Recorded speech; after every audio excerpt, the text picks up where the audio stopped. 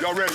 Yeah. Let's go. Come on. Tiger Rag Radio is on the air. Let's crank this thing up. We're statewide, breaking down the latest happenings with LSU athletics. This is us. Hear from the coaches, Put together a defense that puts us in a position to win the SEC. the players, Having fun and we working, baby. That's it, baby. the recruits, Show some passion and some heart. and those who cover the Fighting Tigers of LSU and the All SEC. those things are going to be there, which are important. It's 2 hours of nonstop LSU What talk. a privilege. I mean, you get to represent LSU. Tiger Rag Radio is brought to you by Cummins. Cummins creates power solutions that the world depends on. Louisiana Beef Industry Council. Boudreaux's Electrical Services. Sunshine Quality Solutions. Super Chevy Dealers. And Louisiana Farm Bureau Federation. Get ready to talk Tigers with producer Andre Champagne and our hosts, Todd Horne, Jeff Palermo, and Glenn Guilbeau. Three great players that are better people than they are players. This is Tiger Rag Radio, live from Super Chevy Dealers Studio. And welcome to Tiger Rag Radio. Jeff Palermo, News and Sports Director of Louisiana Radio Network, along with the Executive Editor for Tiger Rag Magazine. That is Todd Horne, and Andre Champagne, Tiger Rag reporter and Louisiana Radio Network reporter, our producer tonight. What a time it has been here for LSU, and man, do we have an action-packed show for you over the next couple of hours as we try to break this all down and figure out what will happen next, which will not be easy. That's not going to be easy because the last time we were with you, who would have thought that Brian Kelly would no longer be the head coach? But that is the case, and that is exactly what we're looking at here at the moment. Coming up a little bit later on in the show, we'll hear from the advocate Scott Rabalais. We'll get his perspective on this. Also looking forward to hearing from Piper Hutchinson, who, of course, works for Tiger Rag and the Louisiana Illuminator, to talk about the LSU presidential search, since that is a factor not only in the firing of Brian Kelly, the hiring of a new head coach, and what might the future hold for athletics director Scott Woodward. So we'll get into that and much more as the timeline is certainly moving faster in trying to find a new university system president. Coming up at 7 o'clock, Kaare Johnson will join us. Corey hosts his own radio show at one of our affiliates here at Tiger Rag Radio, WSLA, from 4 to 6. So we'll get him on to talk about Brian Kelly and the firing and what may be taking place behind the scenes as they negotiate a buyout for Coach Brian Kelly. And then Glenn Guilbeau will join us as well in hour number 2. He was covering Frank Wilson's press conference. Frank, of course, the new interim head coach for the LSU Tigers, and we'll hear a little bit of what Frank had to say, a bit of a rah-rah speech trying to circle the wagons, trying to get this team to regroup and finish off the season strong. But Todd, I'm coming up, I guess I'm 24, 20, something like that, 20-some years covering this LSU football team. The last 72 hours have been absolutely unbelievable. Yeah, it was almost like surreal. Yeah. Especially at the speed with which things developed and evolved, and the amount of rumors that were circulating, the stories that were told that were, some of them were probably being planted for certain things. But of course, as time passes, clarity comes more into focus, and I think we'll have a pretty enlightening show, at least at some points. I think we're like 15 minutes removed from Frank Wilson, the interim head coach, in his first press conference. And like you said, we're going to have Glenn on, and Scott was there as well, so we'll probably be able to talk to him a little bit about it. I did watch it. He was very good. Yeah. And the thing that I think encapsulates the spirit of what made him very good was that everybody's hungry for the return of LSU football, which sounds strange to say when you start the season ranked number 9, climb as high as number 3, and then you were just 20th and up until last week, and like you and I have talked about, and all of us have, they were winning at halftime over the third-ranked team in the country, and then less than 24 hours later, your coach, who's the winningest active coach in college football, is fired. Is there one or two things? What astonishes you the most about where we're at right now? I unfortunately I'm not a very good communicator when it comes to taking complex ideas in the moment and making them really smart. It's like Abe Lincoln once said, if I had more time, I'd write you a shorter letter. But I can say this.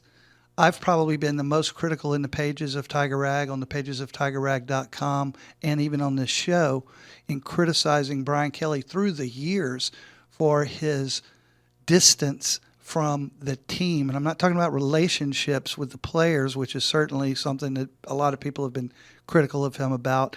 But from a football perspective, he wanted to be a CEO-type coach. He was a CEO-type coach. He relied on his assistants so greatly. And I was always amazed at the lack of his understanding about what was going on right in front of his eyes with his team, whether it was the defense in 2023, which he hailed as being so good, whether it was the offensive line this year. And there are a myriad of examples where he promoted and touted things and then criticized game plans and post-game press conferences. It's like, what are you talking about? That's your job. Those are the types of things that I think at the heart ultimately did him in as a football coach. Now, there's also the character issues that I'm certain will come up at some point tonight that I think played a role in that as well. And, you hear this thing about, well, Kelly never fit in. The bottom line is he didn't win enough. And I've said this in this office. He built the foundation for the expectations. Hell, he said in November of last year that they were going to be in the national championship, and he was taking receipts. And then he said this was his best roster ever, and they got the living dog crap beat out of them in the second half on Saturday night. And if you're giving millions of dollars or hundreds of thousands of dollars or even hundreds of dollars to that program for either NIL or whatever else that you're supporting that program on, you're not going to be of a mind to continue to do that after you watch a loss to Vanderbilt for the first time since 1990 in Nashville, and then that happened. Right. So the writing was more than on the wall. It was like, burning in flames. Yeah, here's two takeaways that I have. When Les Miles was fired, he still had supporters. I mean, he didn't have a lot. There were a lot of people that still liked Les. I think a majority of the fan base was certainly saying it's time, right? I mean, I think a majority of the fan base in 2015, when they nearly fired them then, were ready for Les to leave. But there was still a lot of people that liked Les. They appreciated the quirkiness. He wins a national championship in 2007, built a great team in 2011. He was a character. He was interesting in that aspect.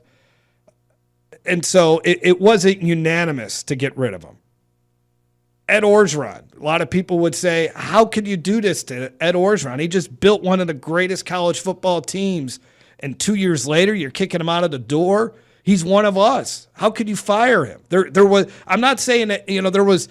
You're not saying there's 100% consensus on that on either case, but there was a lot. Yes, there was some dissension. Camps. Yeah. In this decision, I don't think you can find a soul in Louisiana that would say, you know what? I think they should have given him a little more time. Well, it is like unanimous, Todd, that this guy needed to go. And I think it plays into the fact that fans now are required to invest so much more into a winning football product. And when they've been waiting and they've been waiting and they've been waiting, and then they realize it's never going to happen. Because there's always going to be something else. Yes. Right? And I think another part of Kelly's situation, although I'm going to say this, but at the same time, I do think that the situation that Kelly inherited, taking over from Coach Orgeron, Coach O, with only 39 scholarships, the the standards of the program. I think Kelly did stabilize the program. Yes. He simply did not win the big games or win in a way that was interesting. I think a lot of people got bored. I think a lot of people, even though, and we were doing shows, even after the Vanderbilt game, they're 5-2. Right. And 5-2 is a good record, right? I mean, just on the surface, you've won 5 of your games out of the 7 that you've played. That's a good percentage, right? In the NFL, you're in first place in your division if you're 5-2. Right. And the fact that college football, at least at the Division I,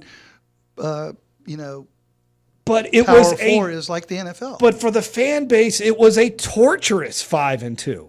It was no fun. Yeah, It was pull your hair out. How could we go from, this is from the fan base's perspective, the 2023 team, how do we have one of the best offenses that LSU ever had, 3 first-round picks, and we can't field a defense? And now that we've kind of fixed the defense, which I don't think they really have based on what we've seen here. Not lately. In the last 2 games, I don't think the defense is fixed at all. How now that they can't score more than 25 points against an FBS opponent? It is just, and you hear, well, it's because of this, or I'm sticking with this guy. The politicking from Brian Kelly was just enough. Enough of it. It was honestly, very nice to call it politicking. It was like enough of this BS. Yes. This is just lines of bull over and over again. And the fact of the matter is, in order to win football games at any level, you have to be able to block, you have to be able to run, you have to be able to tackle, and you have to be able to pass. And this team can't do any of those as of right now. That's not progress. And again, back to the BS thing, Kelly, on his last post-game press conference after the A&M whipped down, I've got to fix this. No shit, Yeah, I get you. Well, can I throw another thing at you? And I just want to see what you think about this. A lot of time, especially with NIL, right? Hey, in whatever it is, a young kid gets a lot of money. Mm-hmm. You see it in the NFL. Let's take the NFL, right? A player busts his behind, on that rookie contract to get the big dough, whatever it is, 20, 30 million, whatever it is a year, and then is never the same player. And people say, well, he's got the money, this and that. I think with LSU's last 2 coaches, that's the problem that happened with them. You have Ed Orgeron and Brian Kelly. These 2 guys grinded, Todd, for 30 years. Mm-hmm. Grinded. Scratched and clawed for every win, every recruit. And you gave them a bag of cash and a lot of it. And I think the desire to win drifted away.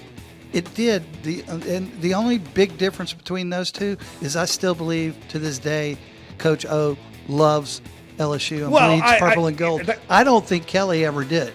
Well, okay, that's fine. But let's face it, Ed Orgeron was all of a sudden had a pretty hefty bank account and wanted to have fun with it, which I don't, in a way, that's human nature for some people. I think we got caught in O's midlife crisis, maybe a little late for a midlife crisis. And with Kelly, we just got caught in, hey, I don't care. I don't feel any pressure. And he said that. Yeah. All right, let's take a break. A lot to get to here on Tiger Rag Radio. We'll be back after this. Chevy trucks have you covered when the road takes you from smooth sailing to Chevy Colorado will eat up some of the toughest terrains with 5 available drive modes. And Silverado and Silverado HD have the muscle to take you out for some serious with multiple engine options and impressive towing. While Silverado EV is the perfect combo of performance and capability, making it a snap to hitch up this electric truck and hit the road. Wherever the road leads, Chevy trucks are right there with you. See your Super Chevy dealers today. Now, back to Tiger Rag Radio, live from Super Chevy Dealers Studio.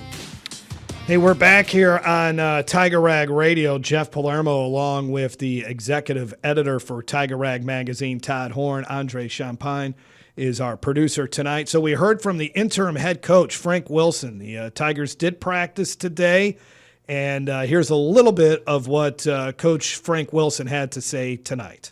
Extremely humbled, extremely honored to be given this opportunity. It's something that you would dream of, something that you don't know if it would ever come true, but something you prepare yourself for.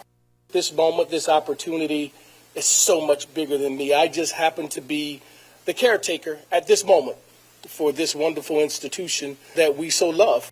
You answer the bell. When Mother University calls for you, you answer, you pull up your bootstraps, and you do what's required and asked of you to represent our university extremely well.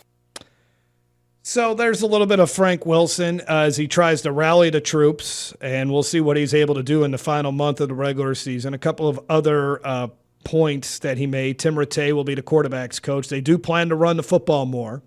So with him and Avery Atkins now calling the plays, you can imagine it's going to be a little bit more run emphasis. I'm hoping to see a little bit more of Harlan Berry. Really liked what I saw in the first half of the A&M game. It's a shame you didn't get to see more of it in the second half. And, for now, Frank Wilson is, to me, I know, Todd, and I know you're one that's been, covering, really, I think you guys are, Tiger Rag's the only outlet that's still following this Sharon Lewis case. So there is some accusations made there against Frank Wilson, but let me just take that out because none of it has been proven or anything like that. So let me I'm going to set that aside for a second here. But out of everybody on that staff, he's the most logical choice because he's been a head coach twice.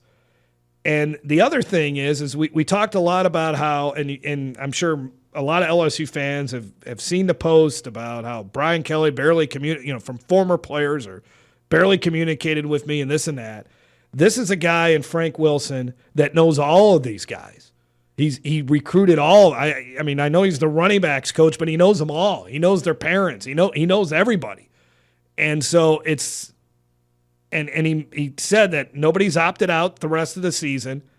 So it's so he really is, from that point of view, the perfect guy to handle this mission here over the next 4 weeks. From a football perspective at LSU, and from a perspective in the state of Louisiana and his experience as a football coach, he is the ideal interim coach. And he said all the right things in the press conference today. And I understand, and we'll probably get some from Scott and Glenn, some information on this, but I understand that the practice today was just totally different than what practices have been, in a good way, right? In a very good way, in an enthusiastic way. And the fact that nobody's opted out, nobody has stepped away from the program. They haven't lost any commits, too. Think about that, too. And actually gotten a commit since all this went down, which you can see on TigerRag.com. Andre did a fabulous couple of stories. Andre talked to some commits, or at least one commit. There's a story up with him talking on it now on TigerRag.com. He had some phenomenal insight from that particular recruit. Wow. Hey, Andre, you want to shed a little more light on your story? Don't give it all away because people need to go to TigerRag.com and read the entire thing. But sure, I guess I'll give it a go. Which one are we talking about? We're talking about Jalen Chapman here? Yeah. So Jalen Chapman basically told me, that he's a Louisiana kid. Who is he? What does he play? He's an offensive lineman out of Warren Easton High School, and he grew up in New Orleans and very close with Frank Wilson, as he's also a New Orleans native. So, he's very excited that Frank's taking over right now, and I think a lot of the feel right now for what the recruiting scene is. I think they still really want to come to LSU. They committed to the university is what they're telling me, and not the coach. And that kind of says a lot about, the job here and what that means for, possibly a Lane Kiffin or just who that might be. Yeah. There's that word again. The first time we've mentioned Lane Kiffin tonight, though. There you go. Hey, it's gonna come up a lot more tonight. So.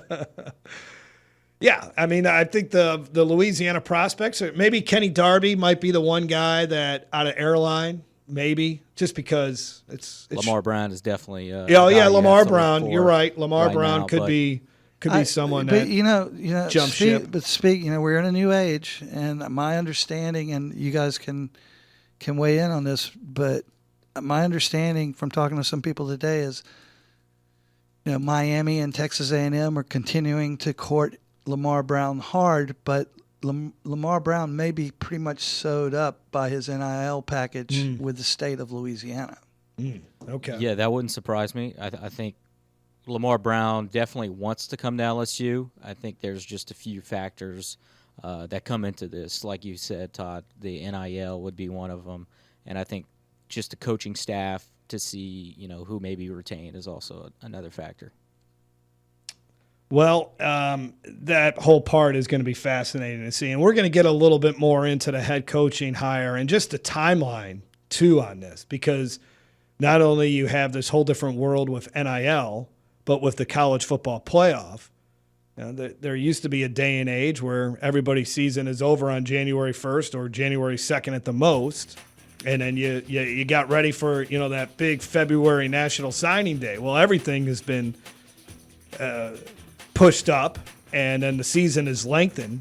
So when you're talking about trying to potentially hire Lane Kiffin, how long are you willing to wait? Yeah, because the way it looks right now, Lane Kiffin will be playing football in the college football playoffs on January 1st or 2nd. Yeah, so you got to factor that in. But tell you what, if you're going to make an investment and you're going to pay a coach $13-14 million, then I think you wait. And whatever happens in 2026 happens, and then gear up and go for it in 2027. I'm sure we'll talk a lot more about it as we move forward, but at least you now have a structure and infrastructure in place with, a general manager and different ways to manage that roster. We'll be back after this.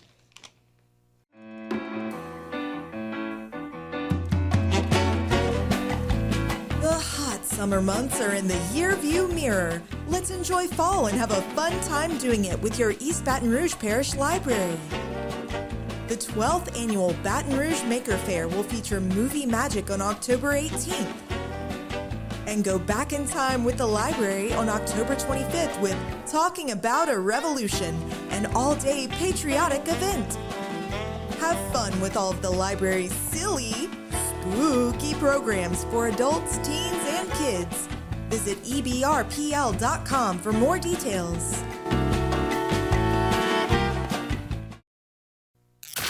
How you doing? This is Snoop Dogg.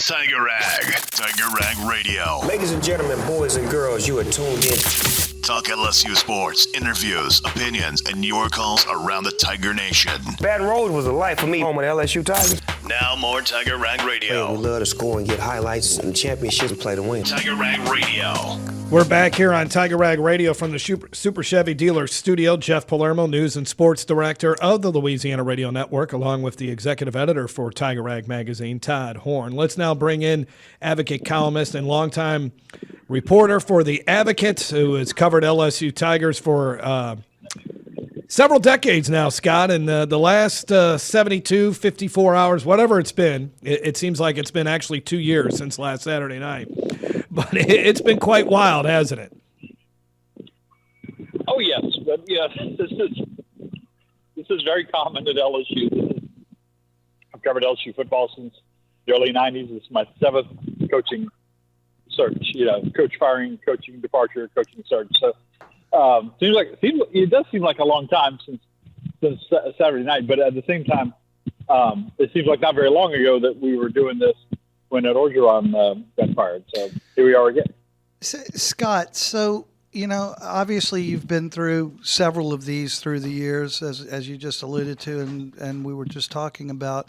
You've been on the beat since 1991, right? Is that right? 92. 92. Very good. Okay, so since 1990, well, I mean, we grew up together. But as you know, and we've talked about before when you've been on the show, I moved away and I didn't get to participate in these things.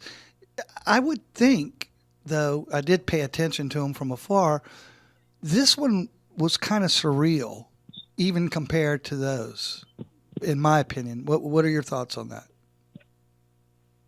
Yeah, I think they all kind of feel surreal at the time, but the fact that, to me, this is how I view it. That less than 2 months ago, August 30th, LSU beat number 4 Clemson on the road, which looked like a great win at the time. Obviously, it doesn't now, but at the time it did. And so people were saying LSU might be the best team in the country. And they got Garrett Nussmeier back, and they had this number 1 transfer portal class and all this stuff. And it looked like they were on their way, at least to the college football playoff, maybe to more than that. Garrett Nussmeier is the odds-on favorite for the Heisman at the time. It's only August, but still. And to think that less than 2 months later that Brian Kelly would be fired is just that's the stunning part. That's where it gets me. Okay. And just how quickly these things devolve. But after James Franklin got fired at Penn State, nothing. I try not to be surprised, but nothing really can surprise you anymore. These are the kind of cooks that we used to see, like in the middle of a Major League Baseball season, like that. Right. Happening in college football, but at the same time, this has always been LSU's MO. Mike Archer was fired before the end of the season.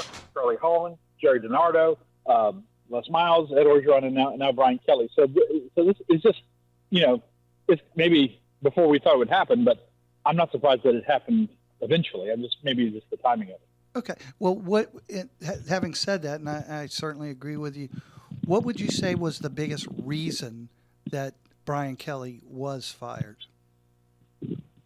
I think the biggest reason is over-promising and under-delivering. They went to this, there's always been some problem at LSU with the special teams this first year, or defense in 2023, or the offense this year. And now it's talking. We got to get better. We got to complementary football, and they never could do that. And just the fact that his teams never lived up to, what he said they could do.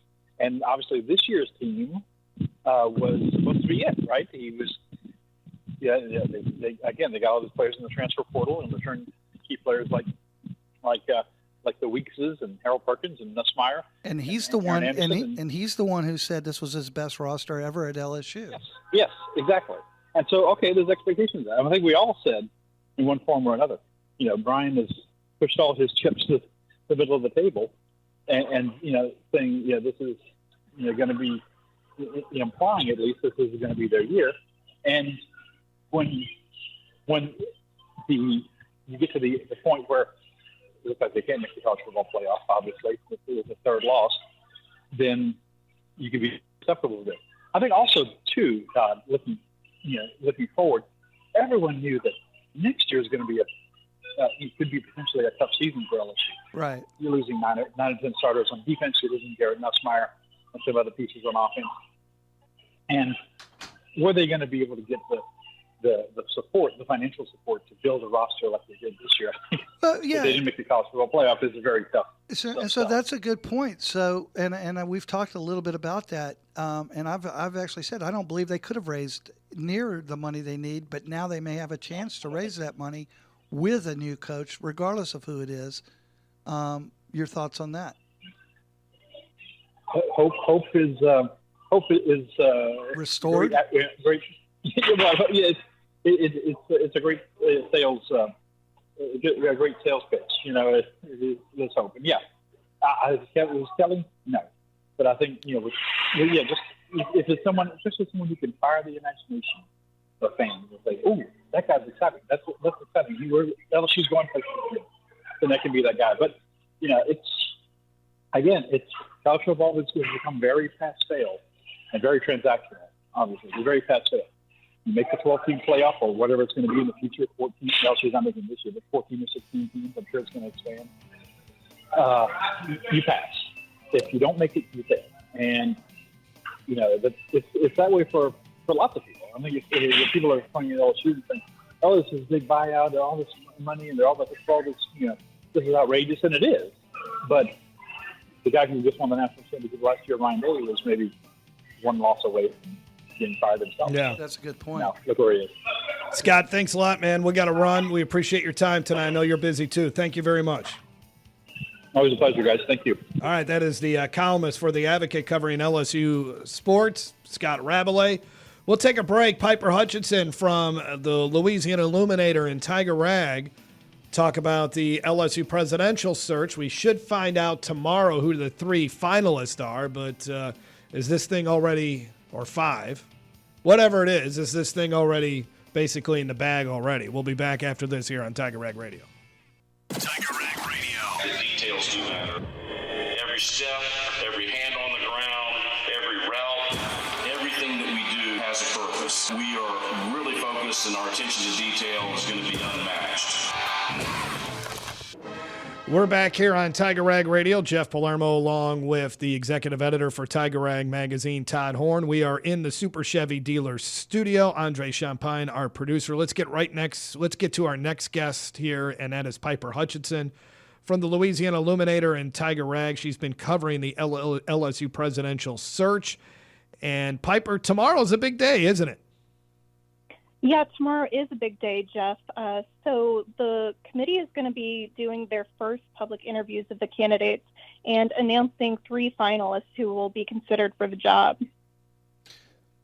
Well, Piper, this is Todd. How are you? Hey, Todd, doing great. How are you? I'm good. So the process works. There's 3 finalists named, and then it goes to a student committee, or how does it work? What's the whole process?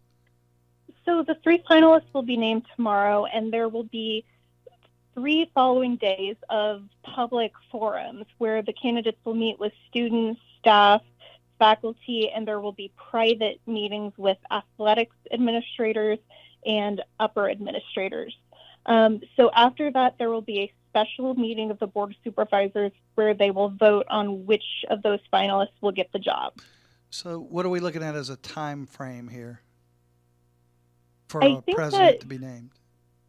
I think that special board meeting could happen as quickly as next week. I certainly would expect it to happen before Thanksgiving.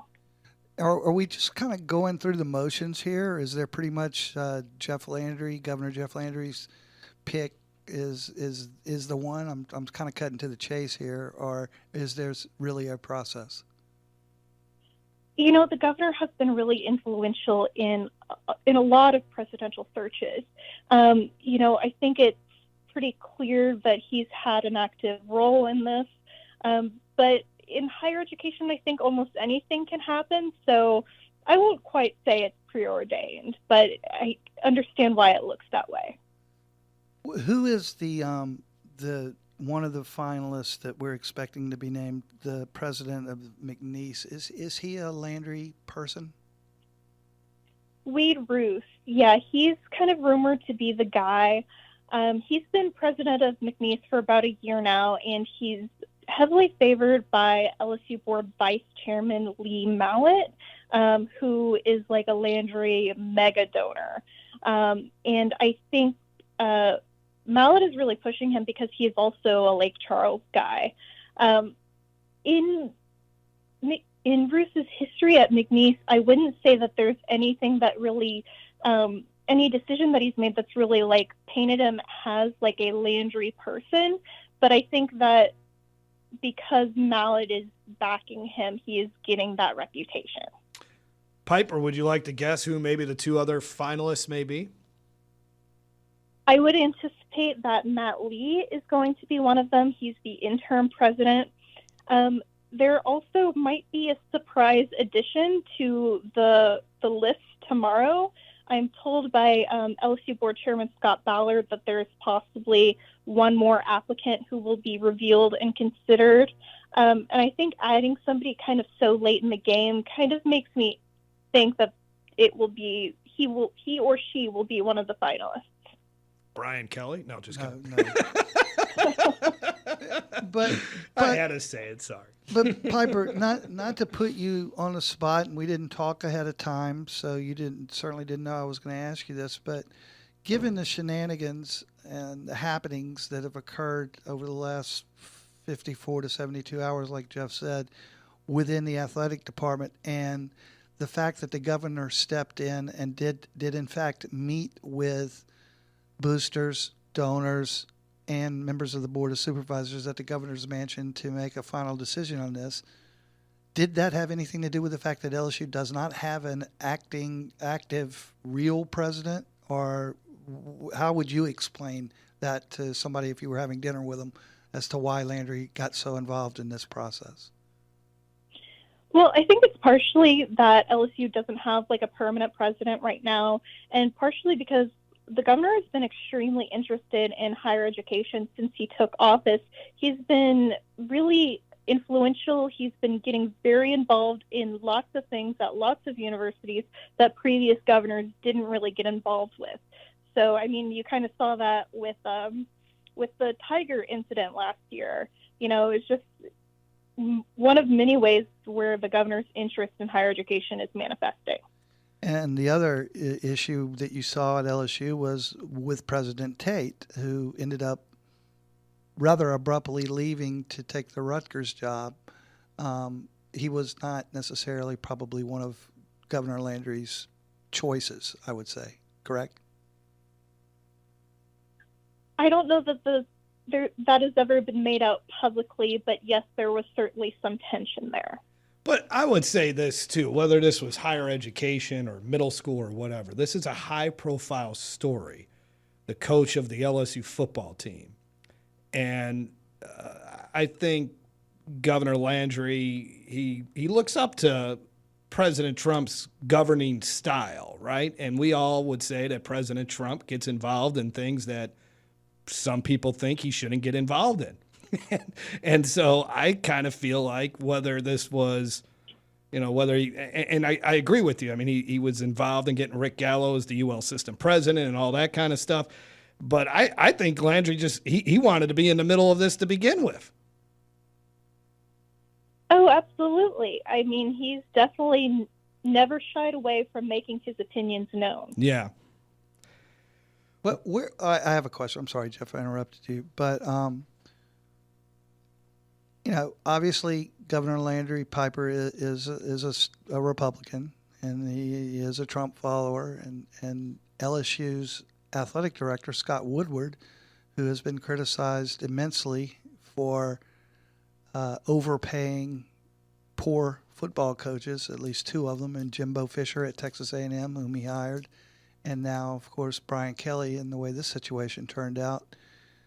That probably doesn't bode well for Scott, I wouldn't think, moving forward, especially with the apparent change in power structure at LSU. What are your thoughts on that? You mean because Woodward is a Democrat or was a Democrat? Yeah, exactly. He doesn't appear to be of the same mindset, at least from my perspective, as Landry and the chairman of the board and maybe the new president. Yeah, I mean, if Landry wanted Woodward out, I mean, I think odds are good that would happen. But Woodward's been around a long time. He knows politics, and he knows how to get along with people who aren't of the same mindset as him. Okay, so you're saying there's still a chance that Woodward could survive this power shift. The reason I'm asking is because I'm curious who's going to actually hire the next football coach at LSU, whether that's within a couple of days, probably within a month, or as late as January. I just don't know that Scott Woodward's going to be making that hire. Yeah, I mean, I certainly think that's a question there. I mean, if Woodward doesn't make that hire and the hire happens before a new president is installed, which probably won't happen until the spring, I mean, it's a good bet that the governor is involved in that decision. Piper, it should be interesting to see what happens. When do the meetings with the faculty and student groups, when would that all begin? So that's going to start on Thursday. They're going to be Thursday, Friday, and Monday. Okay. All right. So, yeah. Very quick. So as early as next week, we might know who the LSU system president is. Piper, we'll look forward to reading your reporting. Thanks a lot for talking with us tonight. Thanks for having me, guys. All right, Piper Hutchinson, who does terrific work with the Louisiana Illuminator and Tiger Rag as well. So let's take a break. Final segment of hour number 1 when we come back from the Super Chevy Dealer Studio. And we're back with Tiger Rag Radio, live from Super Chevy Dealer Studio. All right, wrapping up hour number 1 of Tiger Rag Radio. Still a lot more to get to in hour number 2. Kaare Johnson, talk show host at WSLA in Slidell, one of our affiliates here on Tiger Rag Radio. He'll join us, talk about what has happened with the firing of Coach Brian Kelly. And then Glenn Guilbeau will join us in hour number 2. We'll get his thoughts on what he thought Frank Wilson had to say today. We played some of that. May get into a little bit more in that as well. But we were leaving it off there with Piper Hutchinson and getting to the fact that I guess to cut to the chase here, since we only got a couple of minutes, Todd, what do you think? Does Scott Woodward get the opportunity to hire another football coach at LSU? I'm only telling you gut feel right now. And I think Piper made a great point, and it's very clear that Scott Woodward is well-connected, is politically savvy, knows how to handle himself in these types of rooms, so to speak. But I personally do not feel like he will be making the next hire. I agree with that. I don't know how you can, PR-wise. I mean, that's just he's getting slammed left and right nationally. How do you make, how are you going to make this guy allow him to? So how do they, we only got a minute here, Todd. So, how do they maneuver this then? Or are you talking about maneuver it timelines or maneuver it with who makes the hire? I think Landry's taking over. That's just my personal opinion. I think he's calling the shots. What do you think? Woodward may be on the paper making the offer. I don't think he's really doing it. Okay. All right. Now that's a good way of putting it. Now, I got to be honest, very busy today, but I did see that a statement, former Florida coach, former Raging Cajuns coach, Billy Napier. Billy Napier, thank you, was saying something to the effect that it's dangerous to have the governor involved in firing and hiring head football coaches. I saw Urban Meyer say that. Oh, was it Urban? It was Urban. Excuse me. It was Urban. Excuse me. Yeah, like I say, very busy today. Yeah. What do you make out of that? I think he's an idiot. I don't think he knows what he's talking about. I don't think he knows any of the situation. And I'm not saying he's wrong. Right. I think he just doesn't know what he's talking about. Okay. All right. Well, that's a clean answer. That's a very clean answer. So your feeling is Woodward stays as AD, but his authority or power over hiring the next football coach is greatly diminished. I do. And the timeline is the new president will be in place in the spring, even though they'll be selected. Right. Yeah. So I think Woodward survives through there, but I think Landry manages the ship. Wow. All right. Kaare Johnson, when we come back here on from WSLA, we're on WSLA, Tiger Rag Radio, so we'll get to him when we come back after this.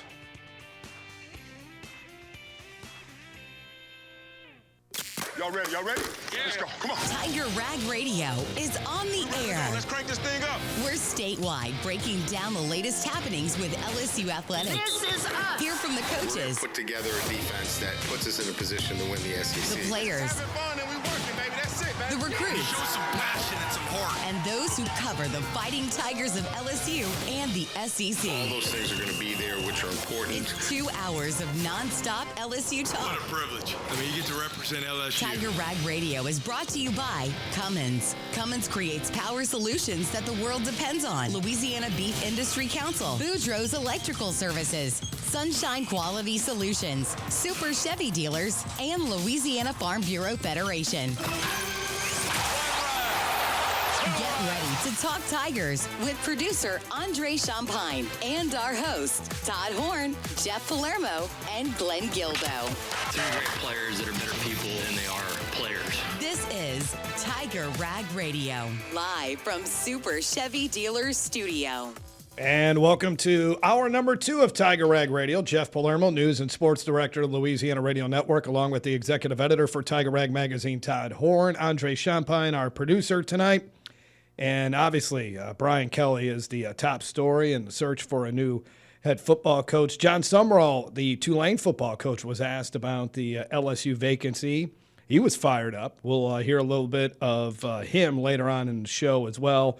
And let's get to our next guest, though, and that is a longtime friend of mine. It's been a while since I've seen him. It was good to catch up with him a little bit earlier today. He's doing a good job hosting his radio show on WSLA from 4 to 6 o'clock, which is one of our affiliates here at Tiger Rag Radio. It is the Kaare Johnson joining us here on Tiger Rag Radio. Corey, how you doing tonight, my friend? Good, Jeff. Good to talk to you as always, man. How you doing? I'm doing well, man. I'm doing well. Is there still a good restaurant in New Orleans East? You got to go to the far east. You got to go to Dong Fong Bakery way out east. But no, to answer your question, not one good restaurant. Nope. All right. Well, that's good to know that there's been progress down there. But Corey, you've been obviously someone that covered LSU immensely back in your days with a former employer. You've watched the program. You're well connected still. Just your reaction here to going from leading at halftime against Texas A&M to firing Brian Kelly within that 24-hour span. Yeah, that pretty much sums it up. You're right. You know, they beat A&M. He's still the coach today. But it was kind of a rinse and repeat of last year, Jeff. You know, the first half was a SEC battle and two teams playing well, and then third quarter, A&M just rips LSU, and second year in a row, you know, I think LSU people are like, we want to be what A&M is right now and should be, and not the other way around. So I think that pretty much put it over the top. And then I think things that went down during that game, yelling at players, yelling at coaches, social media picking up all the yelling on the headset, just didn't – it all added up to, you know, that was the end for Kelly, I think. And with a bunch of other things. This whole season, Jeff, all these promises. Even this week, you remember last week, hey, we don't know why we don't have the eye of the tiger or whatever. We don't know why we're not aggressive, but we figured it out. Like it's this one thing. Yeah. And you'll see the difference Saturday. I think that was like, you know, the third, fourth, fifth thing he said this year. Great offensive line, best roster I've ever put together, and none of them coming true. So I think it was sort of enough's enough. Hey, Corey, this is Todd. Having said all that, and I agree with most, if not all, of what you said, weren't you still surprised that they were able to overcome the financial hurdle of a $54 million buyout, which was 90% of what's remaining on Kelly's contract? Yeah, it's a lot of money, and it's obnoxious in a way that it's so much money. And LSU doesn't have the deep pockets or endowment like you know, a Texas or a Texas A&M. And I know LSU's not using taxpayer money, but the boosters, that type of thing, don't have the wealth in this state or area like, say, a Texas or Florida with you know, the money in those states. Yeah, it was a little shocking, but also, Todd, you figured they're going to work it down, and that's what they did. It's somewhere a little north of $20 million. You know, less than half, a little less than half of the $53 million that was reported. Todd Graves is worth, not that he paid the money, because I hear it's the opposite. It wasn't Todd Graves. It was some booster that the booster folks know, but the average LSU fan wouldn't recognize the name. Todd Graves is worth $22 billion. So I was just sort of doing the math, and I think I did it right. Him coming up with $50 million being worth $22 billion. If he were worth $2.2 million, just $2.2 million, it would be $5,000 he'd be coming up with for the buyout. Mm-hmm. So for someone like Todd Graves, it's nothing, you know, right. Even though it's $50 million. And I think Todd Graves would say that's not nothing, it's $50 million.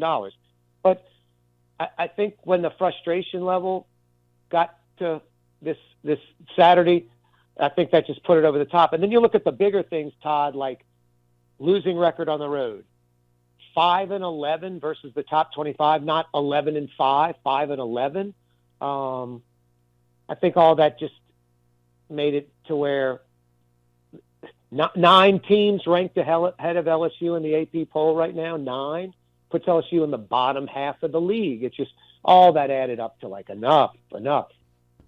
So let's go back to the buyout though, because there's been conflicting reports, and you know, You just said it's a little north of $20 million right now. My understanding is that it has not been agreed to. They are still in the process of negotiating that agreement with Kelly. What are your sources telling you?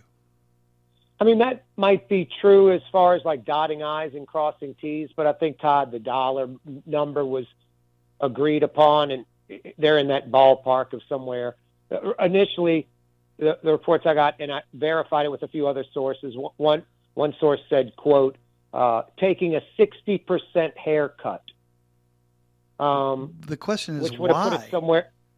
Why would he do that? Well, I think they from these sources I talked to, they utilized or implemented the kind of morals code in the contract. I think it's called moral turpitude. And I think I can get you the exact, I have it somewhere on my phone, the exact what it is in the contract, like where it is, like, because the contract's public record, I believe. Yeah, I've got it here. If you would like me to, it's the morals code in Brian Kelly's contract is actually section 11.1 D, with 3 I's after that in parentheses. Yes, and I got the whole thing. And the interesting thing about this morals code is it's very vague.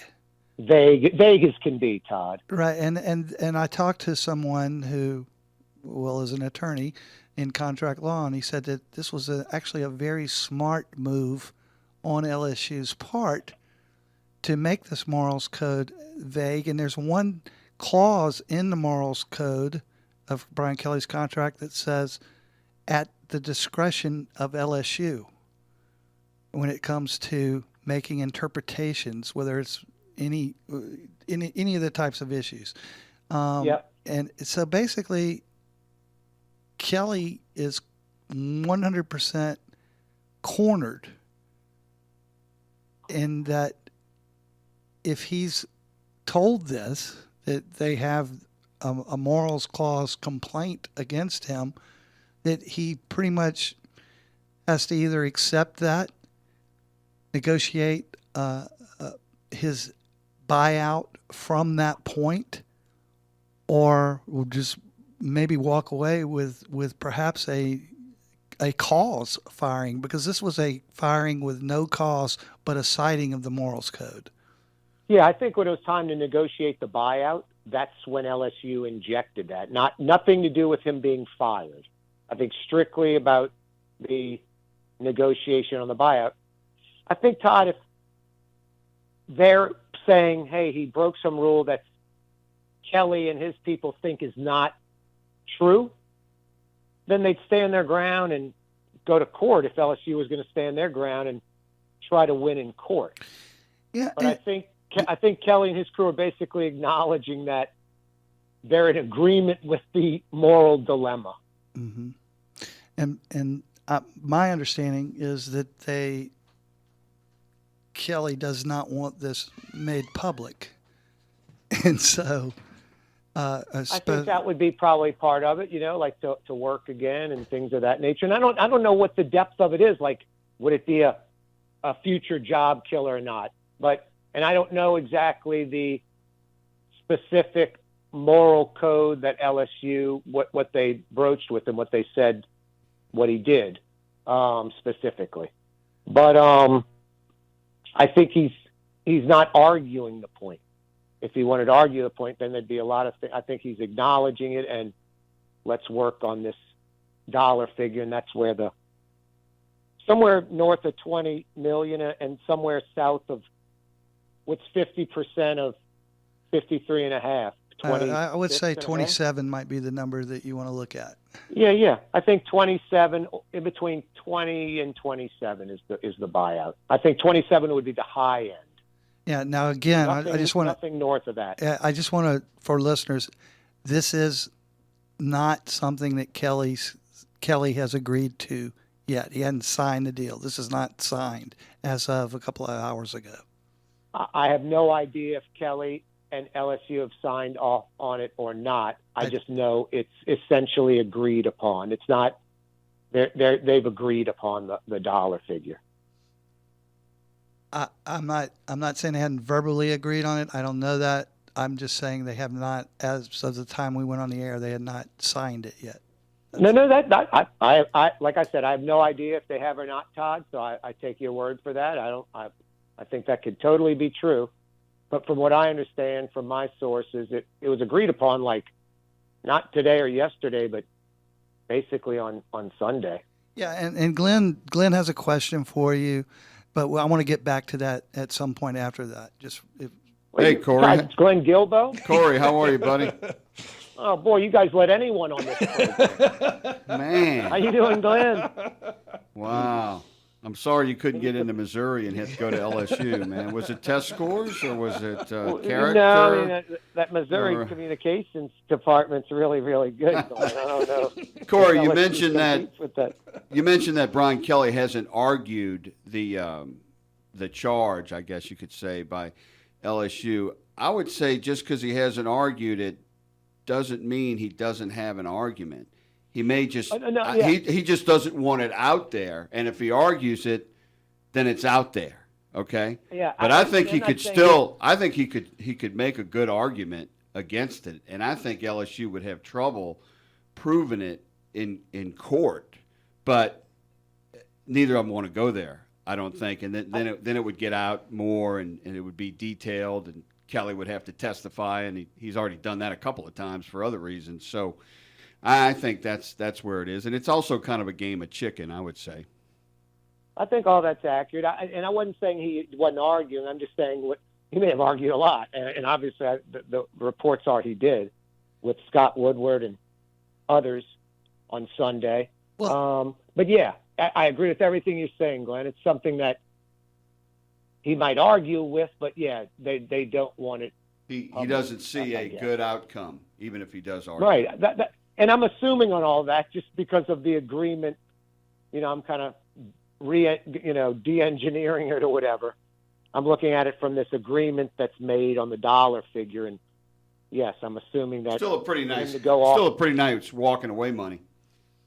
Oh, I mean, everyone's like the Ed Ogeron $17 million is like sickening, and this is like going to be, another $5, $7, $8 million more than that. Yeah, and $45 million in buyout total, Ogeron and Kelly, if that's what they agreed to over just a few years. It's pretty ridiculous. Yep, and Glenn, I think I'm not sure on this, but some folks are saying that it's going to just be a payment like once, not over the life of the contract, and no subtracting out like a normal deal. Like I think the contract as it stands now. Oh yeah, he's fired. Right, that's interesting. He has to proactively try to get a job in TV or coaching. Has to. Can't just I'm going to go play golf, and then whatever he gets paid, it gets subtracted out of what LSU would be paying him. Wouldn't be much. And I think, from what I understand, it won't apply. He just he'll get a chunk and walk. 27 chunk. Yeah, that's interesting. Hey, so Corey, let's go back to the argument part. It was widely reported on Sunday and on Monday that what happened on Sunday morning originally was Kelly went in, met with Woodward. Woodward told him that he needed to fire an offensive coordinator or the offensive coordinator in Joe Sloan. Then they got into an argument over who needed to be fired and who didn't, and it sounded like it basically became a shouting match between the two of them. Then Woodward got fed up with the arguing and fired Kelly at that moment, then had to turn around and put it all together, all the paperwork together, and because of LSU's situation at president, had to go directly to the governor. But that's not what happened. That didn't appear to be what happened. Jacques Doucet is saying that's not what happened, and so are a lot of other people. Right, because if the latest version of this is that originally when Woodward went to meet with Kelly, he was going to fire him. Period. Yeah, so if you're going to fire a guy, it doesn't matter what coordinator is going to be there. So that's a totally different story.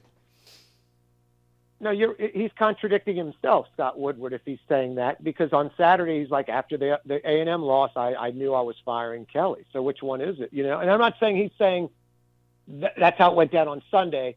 I'm saying It can only be one or the other. And coupled with, I don't think it's Scott Woodward's decision. I don't think Scott Woodward has autonomy to fire Brian Kelly or not. I think with no president, the governor probably got involved in that one. I mean, he was involved, but I mean involved like fire him, like making the call, essentially, I think. And the thing that gets me about it is we know for a fact now that Scott Woodward was not even at the governor's mansion for the meeting between the governor and the Board of Supervisors. Yep. And yeah, I mean, I have that confirmed from my sources as well. So how does this bode for Woodward moving forward, in your opinion? I don't think they're giving. He didn't have autonomy to fire Kelly, and they're certainly not giving him autonomy to hire the next coach. I'm not saying he won't have input. He'll have a lot of input. He's the athletic director, but I don't think it's like, okay, Scott, you make the call. So Jeff Landry is going to hire the next coach. Is that what some people believe? I think Jeff Landry is going to have an absurd amount of input on the next hire. Well, I agree with Urban Meyer. That may hurt some of the candidates LSU could get if the governor of Louisiana walks into the guy's office and wants to interview him for the job. I think Lane Kiffin would think twice about that. Yeah, I think that's a good point Urban Meyer makes. That is a little ridiculous. But, he puts his fingerprints on everything. He likes asserting himself in everything. Of course, maybe Urban wants the job and is saying that to get the others out, and he'll go in, hey, Governor Landry, how you doing, buddy? Let's work together. Exactly. I voted for Trump. A long shot to get, right? Woodward's friends with James Carville. We need to get him out of here. Let's go, Landry. Corey, great hearing your voice. We got to get you back on again. Always very knowledgeable when it comes to LSU athletics. We'll talk to you again soon, man. No, I'd love to do it. And Glenn, always a pleasure. And Todd and Jeff, thanks so much, guys. Glenn, I love you, man. You've been at it so long. You do thanks, a great Corey. job, man. Thanks. Yep. Have a good one. Guys. All right, Kaare Johnson. You can hear his show on WSLA in Slidell from 4 to 6 every day. We'll be back after this here on Tiger Rag Radio. Chevy trucks have you covered when the road takes you from smooth sailing to Chevy Colorado will eat up some of the toughest terrains with 5 available drive modes. And Silverado and Silverado HD have the muscle to take you out for some serious with multiple engine options and impressive towing. While Silverado EV is the perfect combo of performance and capability, making it a snap to hitch up this electric truck and hit the road. Wherever the road leads, Chevy trucks are right there with you. See your Super Chevy dealers today. Tiger Rag Radio. The details do matter. Every step, every hand on the ground, every route, everything that we do has a purpose. We are really focused, and our attention to detail is going to be unmatched. That was the voice of Athletics Director Scott Woodward. And we'll see if we'll be hearing a little more from Scott Woodward here anytime in the future. But got a couple minutes here before we got to hit another break, and then we'll continue to talk about the firing of Brian Kelly and the search for a new head football coach. So I just wanted to go over this Urban Meyer quote that he had on the Triple Option podcast hosted by commentator Rob Stone. Heisman Trophy winner Mark Ingram is on there, and then Urban Meyer, I guess, is the third member of that. And this was Urban Meyer's comment about Governor Landry being involved in the firing of Brian Kelly. And Meyer said, quote, "I hate to speculate, but in the case that happened to me, that changes the game. If you're now going to interview for the head coaching position at LSU, do you meet with the governor? Because normally I've done it several times. You meet with the board of trustees, obviously the athletic director, the president, the academic rep for the university, and then you kind of give them your plan. Then they make a decision to hire you, and they hold you to that plan. In the world that I grew up in, when you make a decision, you're held accountable." So Urban Meyer basically saying it's a huge red flag for anyone that is interested in this head coaching job if Governor Jeff Landry is going to be involved in the hiring of a new football coach. So the question to me for Urban Meyer, and the reason I said what I said about him earlier, is he aware that LSU does not have a current president? The interim president does not qualify to make certain decisions. Right. He did mention the board, though. Yeah, there's still a chairman of the LSU Board of Supervisors. He said and, not or, though. Yeah. So in lieu of the president, Landry had the authority, the only authority, to make the call. Well, that was Landry's interpretation. I would think at other schools, in lieu of a president not having them yet, they would probably let the board do it. But in Louisiana, the governor gets involved. I bet you any money in other states, like the chairman of the board would get involved. And I think what Meyer's saying is that, this is just this part of it. But Louisiana is always kind of a political mess. Oh. But if they pay a lot of money, no coach has not come to LSU. Oh wait, I'm not going because of the governor. Right. That's never happened. All right, let's take a break. Let's get a lot more into this conversation when we come back. This is Tiger Rag Radio from the Super Chevy Dealer Studio.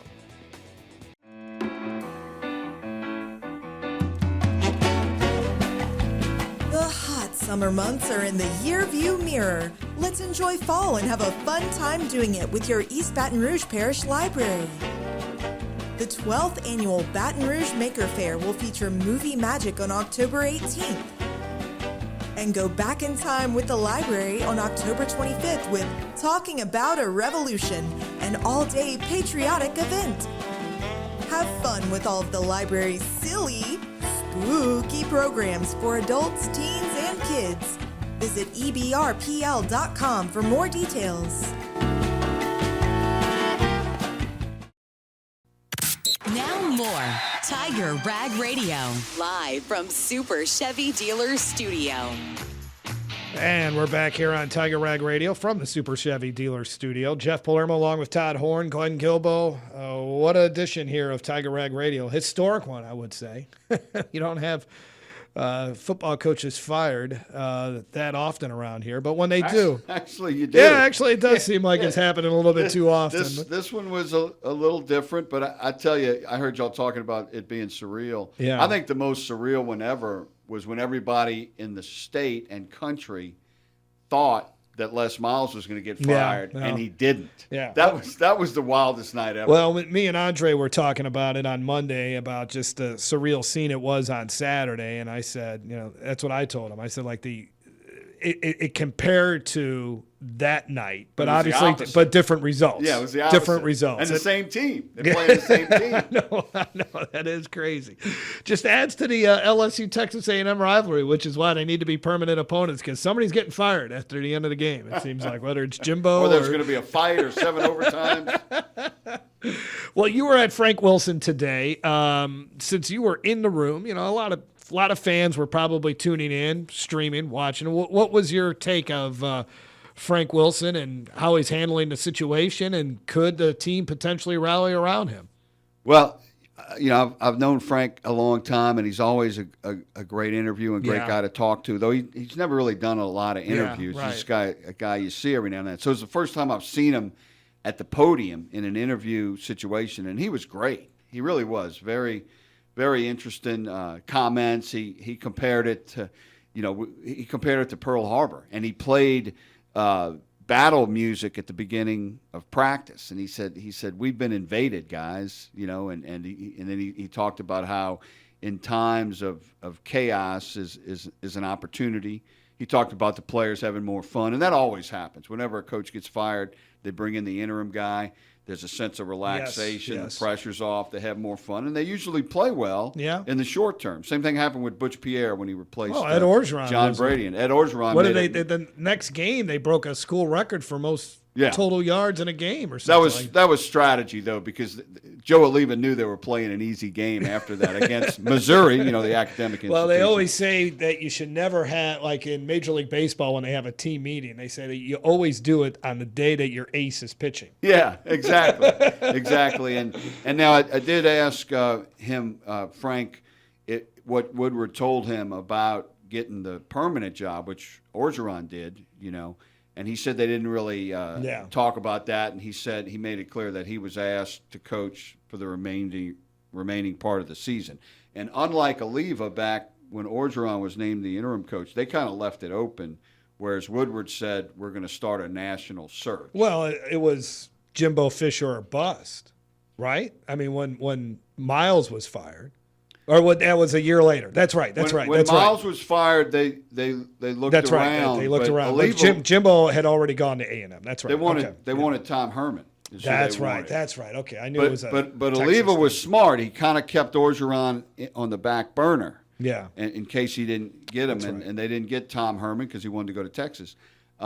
And but Orgeron did really well. But I don't think that's the situation now. I think that's pretty apparent because Woodward didn't leave any room for Frank, and he said we're going to start a national search. But Frank is going to do his best on this, and look for him to probably play pretty well. I don't know how many they'll win, but they'll probably play well. You spoiled my question. I wanted I'm you. sorry. I wanted you to forecast whether you thought they could win their remaining 4 games and have 3 losses and back into the playoffs as the That would be amazing.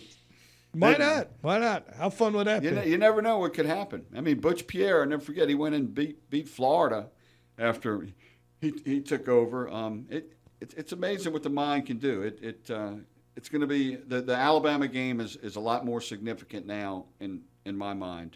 I think the interest is there. Yeah. And I think the fan base is fired up again because they're rooting for these players. Sure. The fan base has no issues with the players. Now, some may not like Garrett Nussmeier for whatever reason.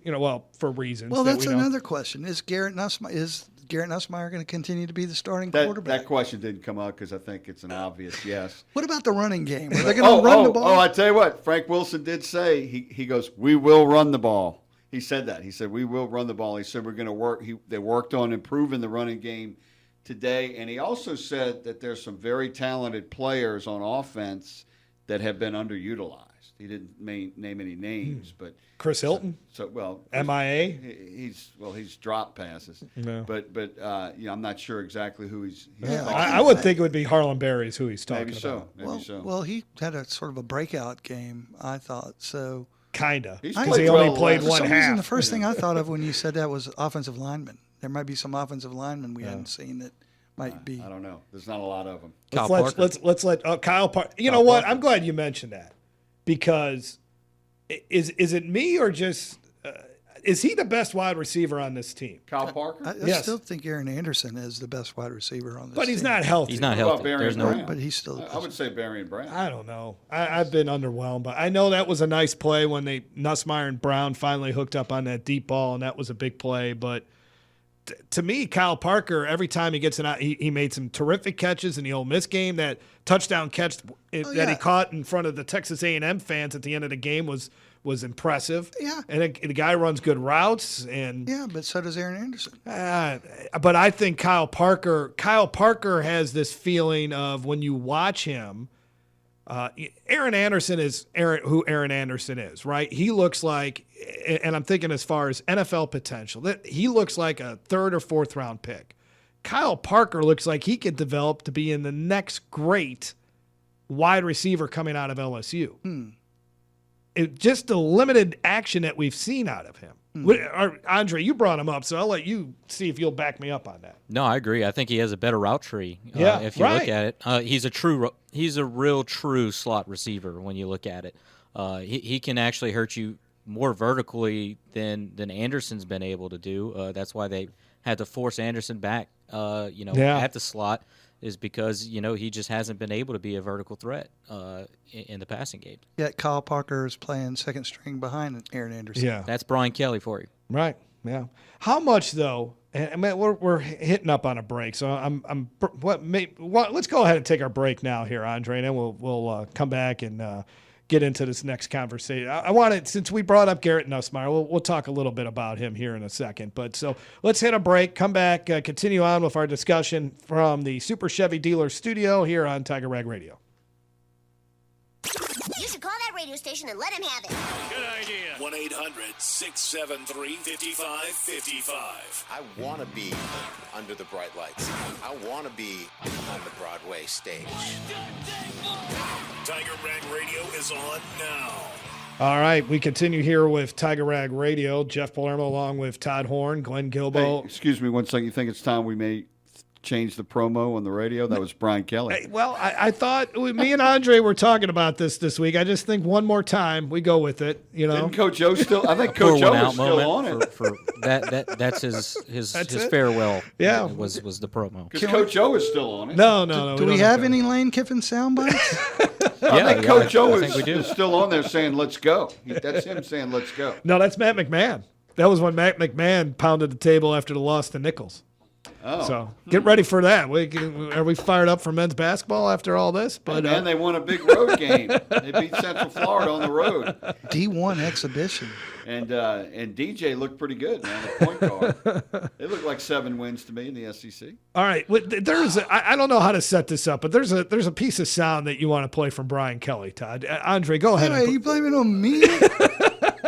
You know what? I think I can back this quote if we want, but it won't be pretty.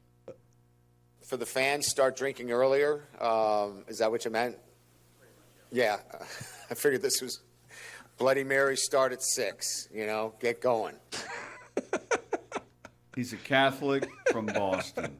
That's Todd's favorite. And he's Irish. Yeah.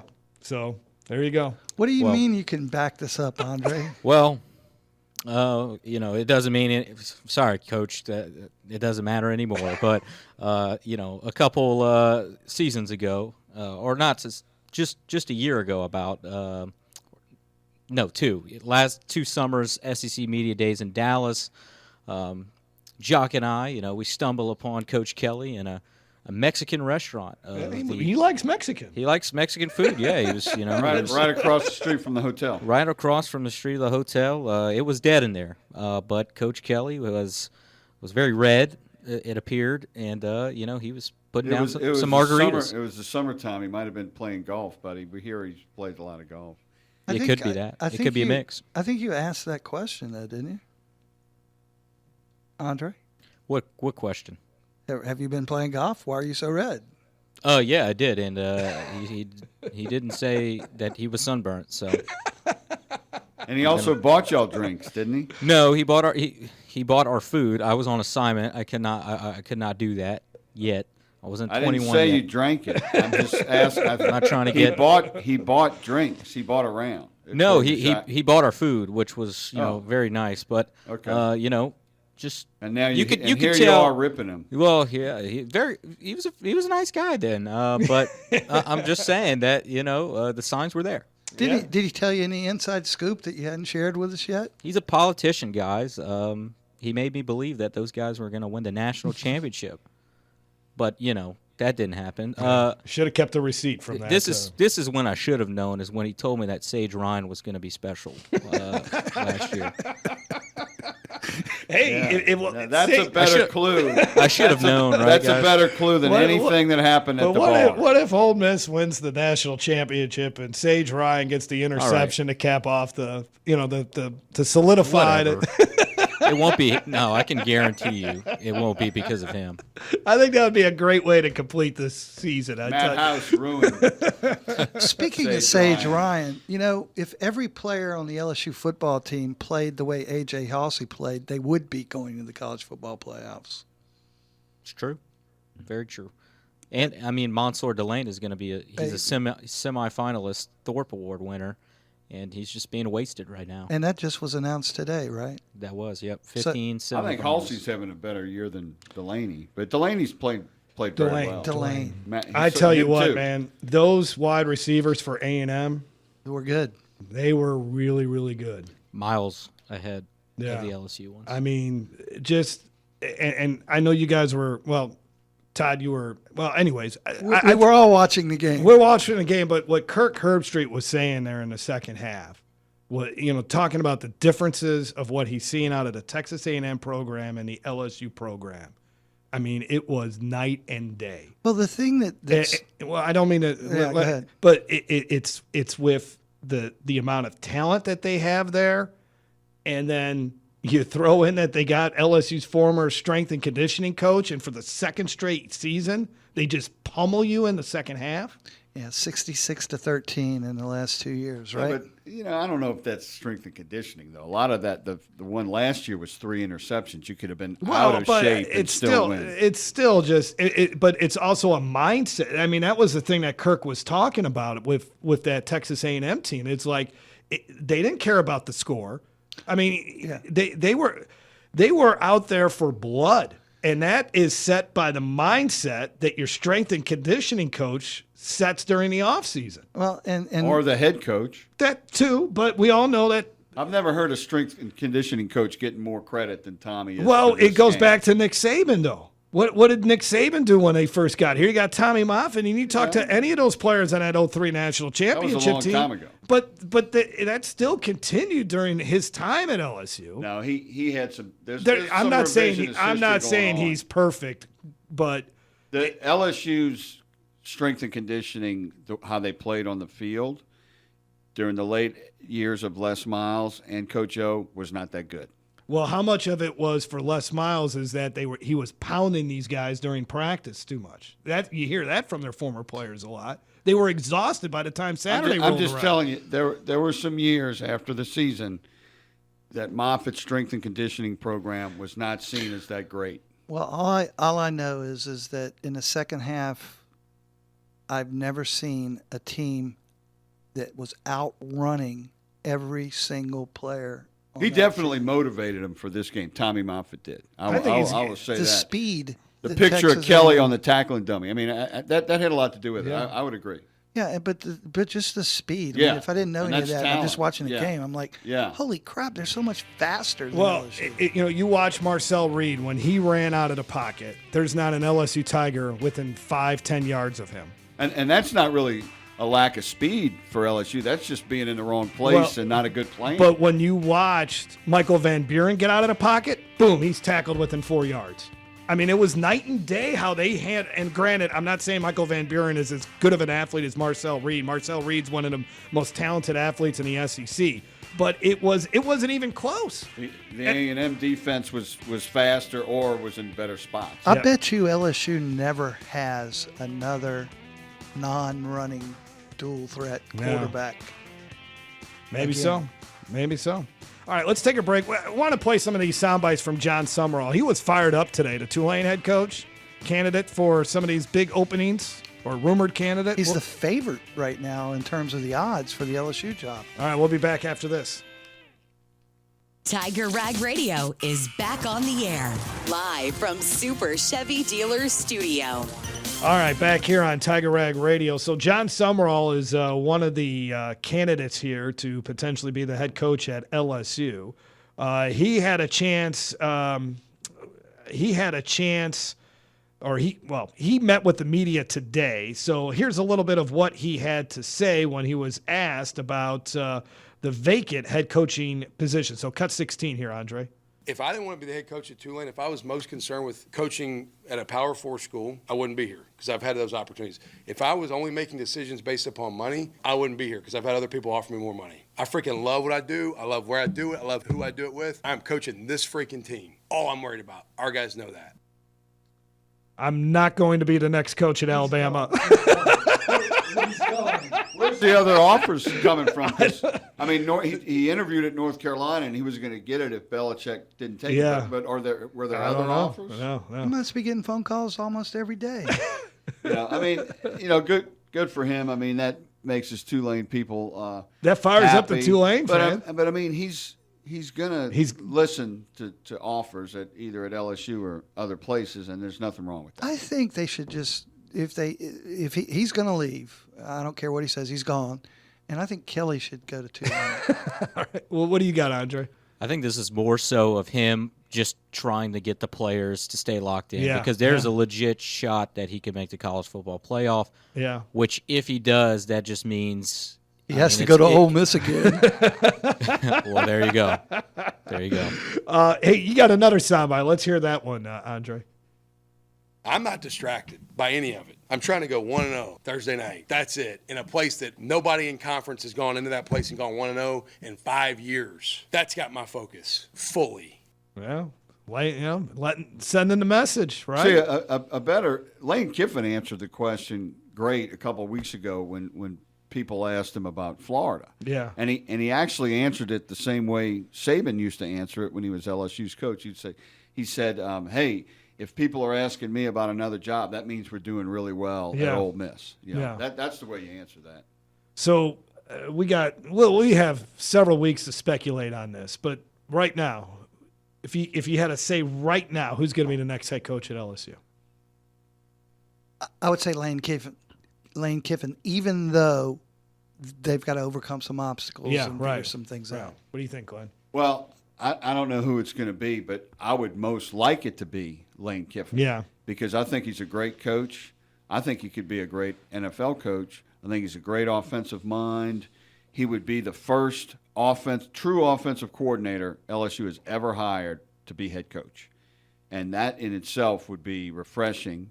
And Lane is entertaining. You know, he's funny. Yeah, he's right.